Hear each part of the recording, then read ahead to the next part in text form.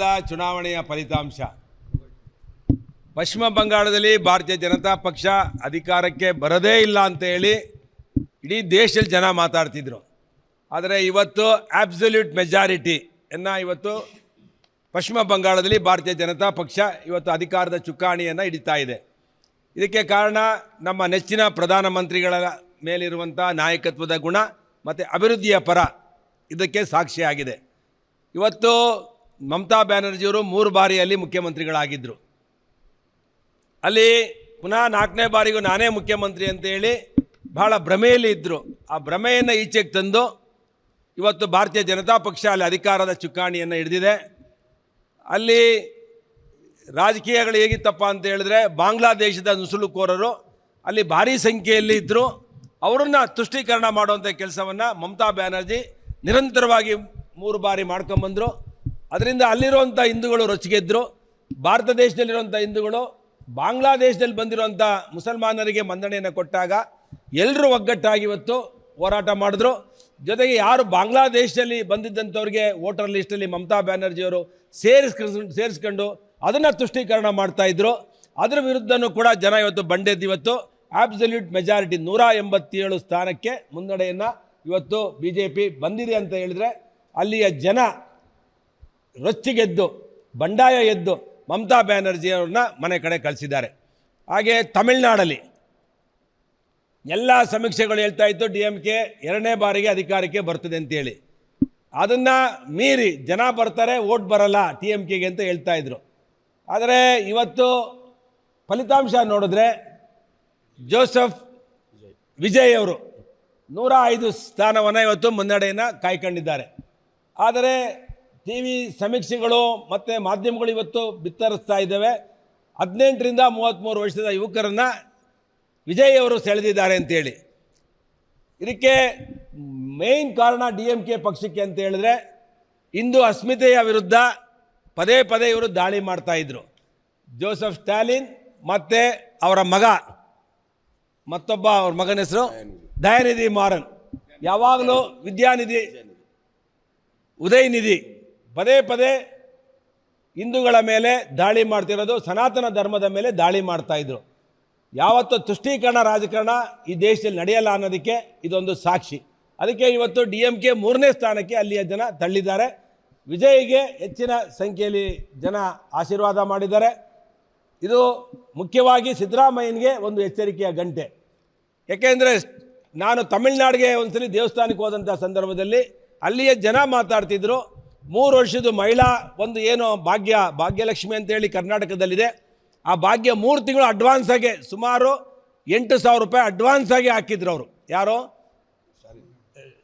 DMKಯ ಪಕ್ಷದ ಮುಖ್ಯಮಂತ್ರಿಗಳಂತ ಸ್ಟಾಲಿನ್ ಅವರು 3 ತಿಂಗಳು ಅಡ್ವಾನ್ಸ್ ಆಗಿ ಹಣ ಹಾಕಿದ್ರು ಕೂಡ DMK ಪಕ್ಷನ 3ನೇ ಸ್ಥಾನಕ್ಕೆ ತಳ್ಳಿದ್ದಾರೆ ಅಂತ ಹೇಳಿದ್ರೆ, DK ಶಿವಕುಮಾರ್ ಅವರಿಗೆ, ಸಿದ್ದರಾಮಯ್ಯನವ್ರಿಗೆ ಯಾವ ಭಾಗ್ಯದ ಭ್ರಮೆಯಲ್ಲಿದ್ದಾರೆ. ನಾನು ಸುಮಾರು ಸಲ ಅಸೆಂಬ್ಲಿಲೂ ಹೇಳಿದ್ದೇನೆ, 176 ಸ್ಥಾನ ವೀರೇಂದ್ರ ಪಾಟೀಲ್ ಇದ್ದಂಥ ಸಂದರ್ಭದಲ್ಲಿ ಕಾಂಗ್ರೆಸ್ ಪಕ್ಷಕ್ಕೆ 30 ಸ್ಥಾನ ಬಂದಿತ್ತು. ಇವತ್ತೇನಾದರೂ ಚುನಾವಣೆ ನಡೆದ್ರೆ ಏನು ಈ ಭಾಗ್ಯದ ಭ್ರಮೆಯಲ್ಲಿ ಇತ್ಕೊಂಡು ಇವತ್ತು ಕರ್ನಾಟಕವನ್ನು 50 ವರ್ಷ ಹಿಂದೆ ತಳ್ಳಿದ್ದಾರೆ. 20 ಸೀಟು ಕೂಡ ಇವಾಗ ಚುನಾವಣೆ ನಡೆದ್ರೆ ಕಾಂಗ್ರೆಸ್ಸಿಗೆ ಬರಲ್ಲ ಅನ್ನೋದು ಸಂದೇಶವನ್ನು ತಮಿಳುನಾಡಲ್ಲಿ ತೋರಿಸಿದ್ದಾರೆ. ಅದು ವೆಸ್ಟ್ ಬೆಂಗಾಲಲ್ಲಿ ತೋರಿಸಿದ್ದಾರೆ. ತುಷ್ಟೀಕರಣ ರಾಜಕಾರಣ ಮಾಡಿದ್ರೆ ಯಾವ ರೀತಿ ಹಿನ್ನಡೆ ಆಗುತ್ತೆ ಅಂತೇಳಿ ಮುಸಲ್ಮಾನರ ಓಲೈಸಿದರೆ, ವೆಸ್ಟ್ ಬೆಂಗಾಲಲ್ಲಿ ಏನಾಯಿತು, ಭಾಗ್ಯಗಳಲ್ಲಿ ತಮಿಳುನಾಡು ಮತ್ತು ವೆಸ್ಟ್ ಬೆಂಗಾಲು ತುಷ್ಟೀಕರಣ, 2 ಭಾಗ್ಯಗಳು ತುಷ್ಟೀಕರಣಗಳನ್ನು ಮಾಡಿದ್ರೆ ಈ ರಾಜ್ಯದಲ್ಲಿ ವೋಟ್ ಹಾಕಲ್ಲ ಈ ದೇಶದಲ್ಲಿ ಅನ್ನೋದನ್ನು ತೋರಿಸಿದ್ದಾರೆ. ಅದರಿಂದ ನರೇಂದ್ರ ಮೋದಿಯವರ ಮೇಲೆ ವಿಶ್ವಾಸ ಇಟ್ಟು ಇವತ್ತು ಅಸ್ಸಾಮಲ್ಲಿ ಸಂಪೂರ್ಣ ಬಹುಮತವನ್ನು BJP ಪಡ್ಕೊಂಡಿದೆ, ವೆಸ್ಟ್ ಬೆಂಗಾಲಲ್ಲಿ ಪಡ್ಕೊಂಡಿದೆ, ಪಾಂಡಿಚೇರಿಯಲ್ಲಿ ಪಡ್ಕೊಂಡಿದೆ. ಅದರಿಂದ ಮುಂದೆ ಬರುವಂಥ ದೇಶದಲ್ಲಿ ಕಾಂಗ್ರೆಸ್ ಮುಕ್ತ ಭಾರತ ಮಾಡಬೇಕು ಅಂತ ಹೇಳಿ ಏನು ನಮ್ಮ ನರೇಂದ್ರ ಮೋದಿಯವರ, ಅಮಿತ್ ಶಾ ಅವರ ಒಂದು ಸಂಕಲ್ಪ ಇದೆ, ಅದರ ದಾರಿಯಲ್ಲಿ ಈ ದೇಶದ ಜನ ಈ BJPಯನ್ನು ಬೆಂಬಲಿಸ್ತಾ ಇದ್ದಾರೆ. ಮುಂದಿನ ದಿನಗಳಲ್ಲಿ ಕಾಂಗ್ರೆಸ್ಸನ್ನು ಕರ್ನಾಟಕದಲ್ಲೂ ಅರಬ್ಬಿ ಸಮುದ್ರಕ್ಕೆ ಎಸೆಯುವಂಥ ಕಾಲ ಭಾಳ ಹತ್ತಿರದಲ್ಲಿದೆ ಅಂತೇಳಿ ಸಂದರ್ಭದಲ್ಲಿ ತಿಳಿಸ್ತೇನೆ. ದೇಶದ ಜನರಿಗೆ ನಾನು ಅಭಿನಂದನೆಗಳನ್ನು ಸಲ್ಲಿಸ್ತೇನೆ.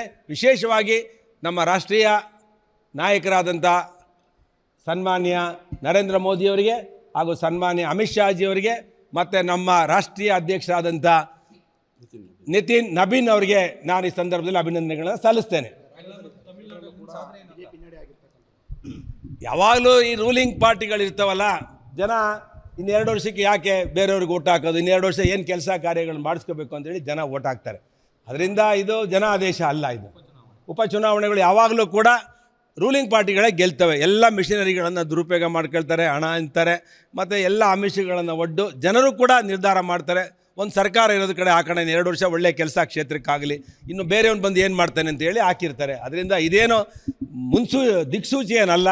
ZP-TP ಗ್ರೇಟರ್ ಬೆಂಗಳೂರು ಚುನಾವಣೆ ಮಾಡಲಿ, ಕಾಂಗ್ರೆಸ್ ಏನಾಗುತ್ತೆ ವೆಸ್ಟ್ ಬೆಂಗಾಲು ಮತ್ತು ಅಸ್ಸಾಮು ಮತ್ತು ಪಾಂಡಿಚೇರಿ ಹಾಗೆ ತಮಿಳುನಾಡು ಚುನಾವಣೆಗಳೇ ಇದಕ್ಕೆ ದಿಕ್ಸೂಚಿ. ತಮಿಳುನಾಡಲ್ಲಿ ನಾವು ನಿಲ್ಲಿಸಿದೆ 32 ಸೀಟೇನೋ.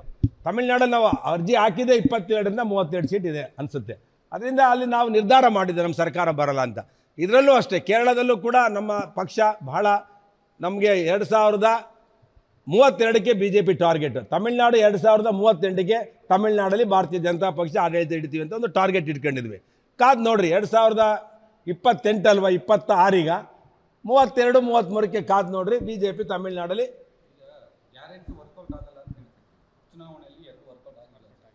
ಯಾವುದರಲ್ಲಿ ನಾನು ಹೇಳ್ತಾ ಇಲ್ವೇನ್ರಿ, ರೂಲಿಂಗ್ ಪಾರ್ಟಿ ಯಾವುದಿರ್ತದೋ 2 ವರ್ಷ ಬೇರೆ ಪಕ್ಷಕ್ಕೆ ಯಾಕೆ ಓಟ್ ಹಾಕ್ತಾರೆ? ಅಧಿಕಾರ ಇದೆ, 2 ವರ್ಷ ಕೆಲಸ ಮಾಡಿಸ್ಕೊಳ್ಳೋಣ ಅಂತೇಳಿ ಓಟ್ ಹಾಕಿದ್ದಾರೆ ಅಷ್ಟೇ. ಈಗ ಗ್ಯಾರಂಟಿ ನಾನು ಹೇಳಿಲ್ವಾ, ವೆಸ್ಟ್ ಬೆಂಗಾಲ್ ಏನಾಯಿತು, ತುಷ್ಟೀಕರಣ ಗ್ಯಾರಂಟಿಗೆ ವೆಸ್ಟ್ ಬೆಂಗಾಲು ತಮಿಳುನಾಡನ್ನ ರೋಲ್ ಮಾಡಲ್ ಇಟ್ಕೋಬೇಕು ಕರ್ನಾಟಕ, ಸಿದ್ದರಾಮಯ್ಯನವರು, DK ಶಿವಕುಮಾರ್ ಅವರು. ಯಾವುದೇ ಕಾರಣಕ್ಕೂ ತುಷ್ಟೀಕರಣ ಮುಸಲ್ಮಾನರನ್ನ ಓಲೈಸುವಂಥದ್ದು, ಹಾಗೆ ಭಾಗ್ಯಗಳನ್ನು ಇಟ್ಕೊಂಡು ನಾವು ಚುನಾವಣೆ ಮಾಡ್ತೀವಿ ಅನ್ನೋರಿಗೆ ಜನ ಬಡಗಿ ತಗೊಂಡು ಹೊಡೆದಿದ್ದಾರೆ. ಅದಕ್ಕೆ ವೆಸ್ಟ್ ಬೆಂಗಾಲು ಮತ್ತು ತಮಿಳುನಾಡು ಸಾಕ್ಷಿ. ಸ್ಟಾಲಿನ್ 3 ತಿಂಗಳು ಮುಂಚೆನೇ ಹಾಕ್ಸಿದ್ರು, 8,000 ರೂಪಾಯಿ ಒಂದೊಂದು ಖಾತೆಗೆ ಓಟ್ ಹಾಕಿದ್ರೆ ಜನ. 3ನೇ ಪ್ಲೇಸು ಸ್ಟಾಲಿನ್ದು. ಸಿದ್ದರಾಮಯ್ಯದೇನೋ ಎಲೆಕ್ಷನ್ ಆದರೆ 20 ಸೀಟು ಬರಲ್ಲ. ಚುನಾವಣೆಯ ಫಲಿತಾಂಶ, ಪಶ್ಚಿಮ ಬಂಗಾಳದಲ್ಲಿ ಭಾರತೀಯ ಜನತಾ ಪಕ್ಷ ಅಧಿಕಾರಕ್ಕೆ ಬರದೇ ಇಲ್ಲ ಅಂತ ಹೇಳಿ ಇಡೀ ದೇಶದಲ್ಲಿ ಜನ ಮಾತಾಡ್ತಿದ್ರು. ಆದರೆ ಇವತ್ತು ಆಬ್ಸಲ್ಯೂಟ್ ಮೆಜಾರಿಟಿಯನ್ನು ಇವತ್ತು ಪಶ್ಚಿಮ ಬಂಗಾಳದಲ್ಲಿ ಭಾರತೀಯ ಜನತಾ ಪಕ್ಷ ಇವತ್ತು ಅಧಿಕಾರದ ಚುಕ್ಕಾಣಿಯನ್ನು ಹಿಡಿತಾ ಇದೆ. ಇದಕ್ಕೆ ಕಾರಣ ನಮ್ಮ ನೆಚ್ಚಿನ ಪ್ರಧಾನಮಂತ್ರಿಗಳ ಮೇಲಿರುವಂಥ ನಾಯಕತ್ವದ ಗುಣ ಮತ್ತು ಅಭಿವೃದ್ಧಿಯ ಪರ ಇದಕ್ಕೆ ಸಾಕ್ಷಿಯಾಗಿದೆ. ಇವತ್ತು ಮಮತಾ ಬ್ಯಾನರ್ಜಿಯವರು 3 ಬಾರಿಯಲ್ಲಿ ಮುಖ್ಯಮಂತ್ರಿಗಳಾಗಿದ್ದರು. ಅಲ್ಲಿ ಪುನಃ 4ನೇ ಬಾರಿಗೂ ನಾನೇ ಮುಖ್ಯಮಂತ್ರಿ ಅಂತೇಳಿ ಭಾಳ ಭ್ರಮೆಯಲ್ಲಿ ಇದ್ದರು. ಆ ಭ್ರಮೆಯನ್ನು ಈಚೆಗೆ ತಂದು ಇವತ್ತು ಭಾರತೀಯ ಜನತಾ ಪಕ್ಷ ಅಲ್ಲಿ ಅಧಿಕಾರದ ಚುಕ್ಕಾಣಿಯನ್ನು ಹಿಡಿದಿದೆ. ಅಲ್ಲಿ ರಾಜಕೀಯಗಳು ಹೇಗಿತ್ತಪ್ಪ ಅಂತ ಹೇಳಿದ್ರೆ, ಬಾಂಗ್ಲಾದೇಶದ ನುಸುಳುಕೋರರು ಅಲ್ಲಿ ಭಾರೀ ಸಂಖ್ಯೆಯಲ್ಲಿ ಇದ್ದರು. ಅವರನ್ನು ತುಷ್ಟೀಕರಣ ಮಾಡುವಂಥ ಕೆಲಸವನ್ನು ಮಮತಾ ಬ್ಯಾನರ್ಜಿ ನಿರಂತರವಾಗಿ 3 ಬಾರಿ ಮಾಡ್ಕೊಂಬಂದರು.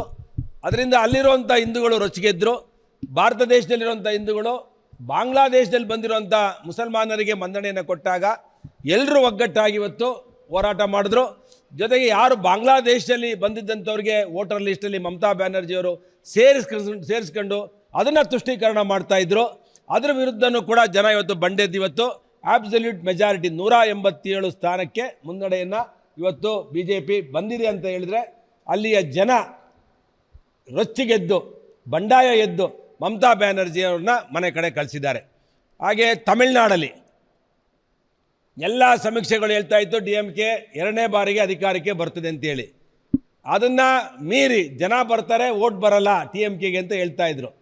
ಆದರೆ ಇವತ್ತು ಫಲಿತಾಂಶ ನೋಡಿದ್ರೆ ಜೋಸೆಫ್ ವಿಜಯ್ ಅವರು 105 ಸ್ಥಾನವನ್ನು ಇವತ್ತು ಮುನ್ನಡೆಯನ್ನು ಕಾಯ್ಕೊಂಡಿದ್ದಾರೆ.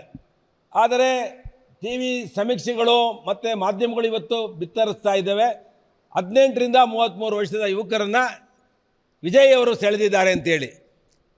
ಇದಕ್ಕೆ ಮೇನ್ ಕಾರಣ DMK ಪಕ್ಷಕ್ಕೆ ಅಂತ ಹೇಳಿದ್ರೆ, ಹಿಂದೂ ಅಸ್ಮಿತೆಯ ವಿರುದ್ಧ ಪದೇ ಪದೇ ಇವರು ದಾಳಿ ಮಾಡ್ತಾಯಿದ್ರು.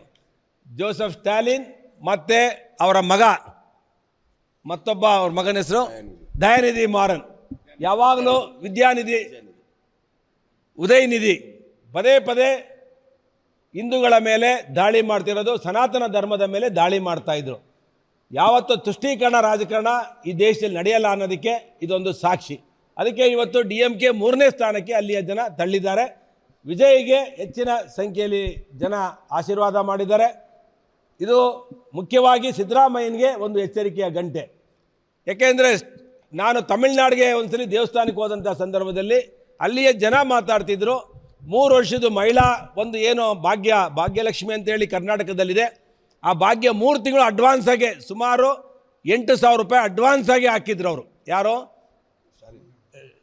DMKಯ ಪಕ್ಷದ ಮುಖ್ಯಮಂತ್ರಿಗಳಂತ ಸ್ಟ್ಯಾಲಿನ್ ಅವರು 3 ತಿಂಗಳು ಅಡ್ವಾನ್ಸ್ ಆಗಿ ಹಣ ಹಾಕಿದ್ರು ಕೂಡ DMK ಪಕ್ಷನ 3ನೇ ಸ್ಥಾನಕ್ಕೆ ತಳ್ಳಿದ್ದಾರೆ ಅಂತ ಹೇಳಿದ್ರೆ, DK ಶಿವಕುಮಾರ್ ಅವರಿಗೆ, ಸಿದ್ದರಾಮಯ್ಯನವ್ರಿಗೆ ಯಾವ ಭಾಗ್ಯದ ಭ್ರಮೆಯಲ್ಲಿದ್ದಾರೆ. ನಾನು ಸುಮಾರು ಸಲ ಅಸೆಂಬ್ಲಿಲಿ ಹೇಳಿದ್ದೇನೆ, 176 ಸ್ಥಾನ ವೀರೇಂದ್ರ ಪಾಟೀಲ್ ಇದ್ದಂಥ ಸಂದರ್ಭದಲ್ಲಿ ಕಾಂಗ್ರೆಸ್ ಪಕ್ಷಕ್ಕೆ 30 ಸ್ಥಾನ ಬಂದಿತ್ತು. ಇವತ್ತೇನಾದರೂ ಚುನಾವಣೆ ನಡೆದ್ರೆ ಏನು ಈ ಭಾಗ್ಯದ ಭ್ರಮೆಯಲ್ಲಿ ಇತ್ಕೊಂಡು ಇವತ್ತು ಕರ್ನಾಟಕವನ್ನು 50 ವರ್ಷ ಹಿಂದೆ ತಳ್ಳಿದ್ದಾರೆ. 20 ಸೀಟು ಕೂಡ ಇವಾಗ ಚುನಾವಣೆ ನಡೆದ್ರೆ ಕಾಂಗ್ರೆಸ್ಸಿಗೆ ಬರಲ್ಲ ಅನ್ನೋದು ಸಂದೇಶವನ್ನು ತಮಿಳ್ನಾಡಲ್ಲಿ ತೋರಿಸಿದ್ದಾರೆ. ಅದು ವೆಸ್ಟ್ ಬೆಂಗಾಲಲ್ಲಿ ತೋರಿಸಿದ್ದಾರೆ. ತುಷ್ಟೀಕರಣ ರಾಜಕಾರಣ ಮಾಡಿದ್ರೆ ಯಾವ ರೀತಿ ಹಿನ್ನಡೆ ಆಗುತ್ತೆ ಅಂತೇಳಿ ಮುಸಲ್ಮಾನರ ಓಲೈಸಿದರೆ ವೆಸ್ಟ್ ಬೆಂಗಾಲಲ್ಲಿ ಏನಾಯಿತು, ಭಾಗ್ಯಗಳಲ್ಲಿ ತಮಿಳ್ನಾಡು ಮತ್ತು ವೆಸ್ಟ್ ಬೆಂಗಾಲು ತುಷ್ಟೀಕರಣ, 2 ಭಾಗ್ಯಗಳು ತುಷ್ಟೀಕರಣಗಳನ್ನು ಮಾಡಿದ್ರೆ ಈ ರಾಜ್ಯದಲ್ಲಿ ವೋಟ್ ಹಾಕಲ್ಲ ಈ ದೇಶದಲ್ಲಿ ಅನ್ನೋದನ್ನು ತೋರಿಸಿದ್ದಾರೆ. ಅದರಿಂದ ನರೇಂದ್ರ ಮೋದಿಯವರ ಮೇಲೆ ವಿಶ್ವಾಸ ಇಟ್ಟು ಇವತ್ತು ಅಸ್ಸಾಮಲ್ಲಿ ಸಂಪೂರ್ಣ ಬಹುಮತವನ್ನು BJP ಪಡ್ಕೊಂಡಿದೆ, ವೆಸ್ಟ್ ಬೆಂಗಾಲಲ್ಲಿ ಪಡ್ಕೊಂಡಿದೆ, ಪಾಂಡಿಚೇರಿಯಲ್ಲಿ ಪಡ್ಕೊಂಡಿದೆ. ಅದರಿಂದ ಮುಂದೆ ಬರುವಂಥ ದೇಶದಲ್ಲಿ ಕಾಂಗ್ರೆಸ್ ಮುಕ್ತ ಭಾರತ ಮಾಡಬೇಕು ಅಂತ ಹೇಳಿ ಏನು ನಮ್ಮ ನರೇಂದ್ರ ಮೋದಿಯವರ, ಅಮಿತ್ ಶಾ ಅವರ ಒಂದು ಸಂಕಲ್ಪ ಇದೆ, ಅದರ ದಾರಿಯಲ್ಲಿ ಈ ದೇಶದ ಜನ ಈ BJPಯನ್ನು ಬೆಂಬಲಿಸ್ತಾ ಇದ್ದಾರೆ.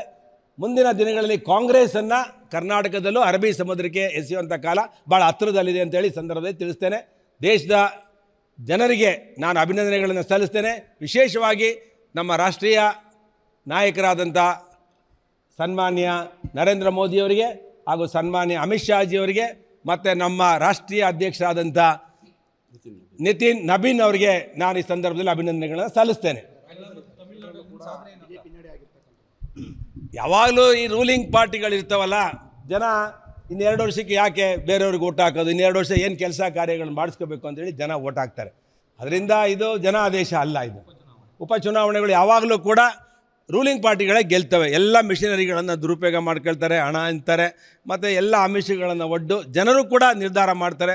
ಒಂದು ಸರ್ಕಾರ ಇರೋದ ಕಡೆ ಹಾಕೋಣ, 2 ವರ್ಷ ಒಳ್ಳೆಯ ಕೆಲಸ ಕ್ಷೇತ್ರಕ್ಕಾಗಲಿ, ಇನ್ನು ಬೇರೆಯವ್ನು ಬಂದು ಏನು ಮಾಡ್ತಾನೆ ಅಂತೇಳಿ ಹಾಕಿರ್ತಾರೆ. ಅದರಿಂದ ಇದೇನು ದಿಕ್ಸೂಚಿ ಏನಲ್ಲ. ZP TP ಗ್ರೇಟರ್ ಬೆಂಗಳೂರು ಚುನಾವಣೆ ಮಾಡಲಿ, ಕಾಂಗ್ರೆಸ್ ಏನಾಗುತ್ತೆ ವೆಸ್ಟ್ ಬೆಂಗಾಲು ಮತ್ತು ಅಸ್ಸಾಮು ಮತ್ತು ಪಾಂಡಿಚೇರಿ ಹಾಗೆ ತಮಿಳ್ನಾಡು ಚುನಾವಣೆಗಳೇ ಇದಕ್ಕೆ ದಿಕ್ಸೂಚಿ. ತಮಿಳ್ನಾಡಲ್ಲಿ ನಾವು ನಿಲ್ಲಿಸಿದೆ 32 ಸೀಟೇನೋ. ತಮಿಳ್ನಾಡಲ್ಲಿ ನಾವು ಅರ್ಜಿ ಹಾಕಿದೆ 22ರಿಂದ 32 ಸೀಟ್ ಇದೆ ಅನಿಸುತ್ತೆ. ಅದರಿಂದ ಅಲ್ಲಿ ನಾವು ನಿರ್ಧಾರ ಮಾಡಿದ್ದೆ ನಮ್ಮ ಸರ್ಕಾರ ಬರಲ್ಲ ಅಂತ. ಇದರಲ್ಲೂ ಅಷ್ಟೇ, ಕೇರಳದಲ್ಲೂ ಕೂಡ ನಮ್ಮ ಪಕ್ಷ ಬಹಳ ನಮಗೆ 2032ಕ್ಕೆ BJP ಟಾರ್ಗೆಟ್, ತಮಿಳ್ನಾಡು 2038ಕ್ಕೆ ತಮಿಳ್ನಾಡಲ್ಲಿ ಭಾರತೀಯ ಜನತಾ ಪಕ್ಷ ಆಡಳಿತ ಹಿಡಿತೀವಿ ಅಂತ ಒಂದು ಟಾರ್ಗೆಟ್ ಇಟ್ಕೊಂಡಿದ್ವಿ. ಕಾದು ನೋಡ್ರಿ, 2028 ಅಲ್ವಾ, 26 ಈಗ 32-33ಕ್ಕೆ ಕಾದು ನೋಡ್ರಿ, BJP ತಮಿಳ್ನಾಡಲ್ಲಿ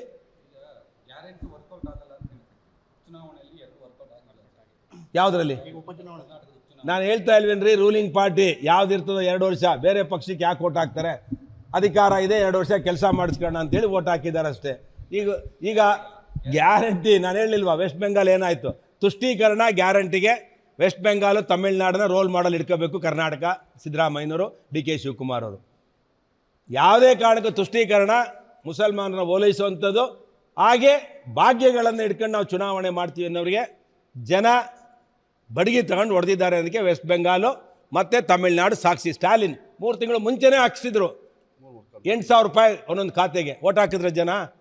3ನೇ ಪ್ಲೇಸು ಸ್ಟಾಲಿನ್ದು. ಸಿದ್ದರಾಮಯ್ಯದೇನೋ ಎಲೆಕ್ಷನ್ ಆದರೆ 20 ಸೀಟು ಬರಲ್ಲ.